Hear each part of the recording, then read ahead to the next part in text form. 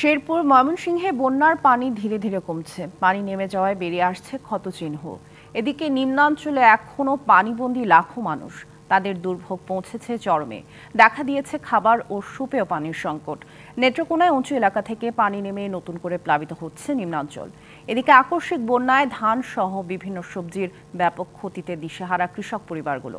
ভেসে গেছে কয়েক হাজার মাছের ঘেরও।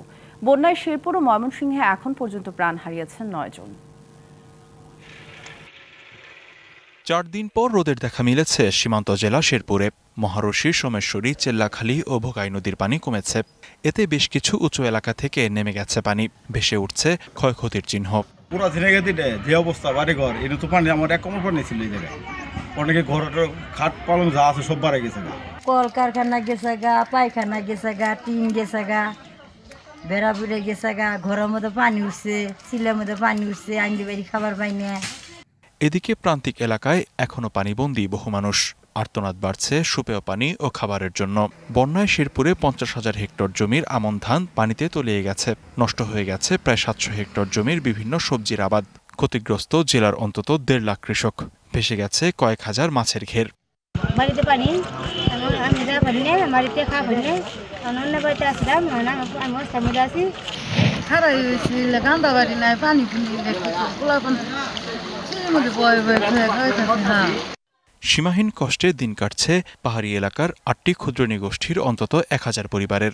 নালিতাবাড়ির সাথে সড়ক যোগাযোগ স্বাভাবিক হতে শুরু করেছে। 3 আনি নালিতাবাড়ি সড়কের ধসে যাওয়া অংশ আপৎকালীন মেরামত করেছে সড়ক ও জনপথ বিভাগ। উন্নতির দিকে ময়মনসিংহের হালুয়াঘাট, ধোবাউড়া উপজেলার বন্যা পরিস্থিতিও। এরই মধ্যে হালুয়াঘাট উপজেলার 5টি এবং ধোবাউড়া উপজেলার 3টি ইউনিয়ন থেকে পানি নেমে গেছে। আশ্রয়কেন্দ্র ছেড়ে নিজ বাড়িতে ফিরতে শুরু করেছে মানুষ। তবে 2 উপজেলার নিম্নাঞ্চলে এখনো পানিবন্দী রয়েছে প্রায় 25,000 পরিবার। এসব এলাকায় দেখা দিয়েছে খাবার ও বিশুদ্ধ পানির সংকট। প্রশাসন ও বিভিন্ন সংগঠনের পক্ষ থেকে যে ত্রাণ দেয়া হচ্ছে তা প্রয়োজনের তুলনায় খুবই কম।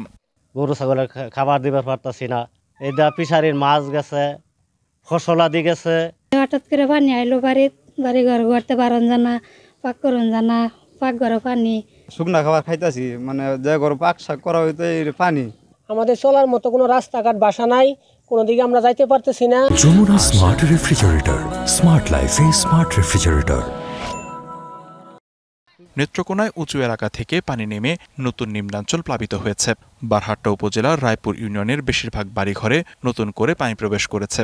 জেলায় এখন পর্যন্ত তলিয়েছে 17,535 হেক্টর রোপা আমন ও 167 হেক্টর সবজি। নিজেদের থাকার পাশাপাশি গৃহপালিত পশু নিয়েও বিপাকে দুর্গতরা। মানুষের তোমাদের কিছু এখন ভাত আছে খাইতে পারতেছি, গরু তো গাছ নাই, এখন 2টা গাছ টোকাই আনছে, এটি গরুর সামনে দেঙ্গা। গরু বাছুরলে আমি সাইডে দিছি, বাড়ি ঘর সাইডে দিছি, হকলে এটা মানুষের বাড়িতে হকলে হয়ে গেছি। বন্যার কারণে নেত্রকোনায় বন্ধ রয়েছে 2 শতাধিক school. Likhankanti Bhowmik, DBC news desk.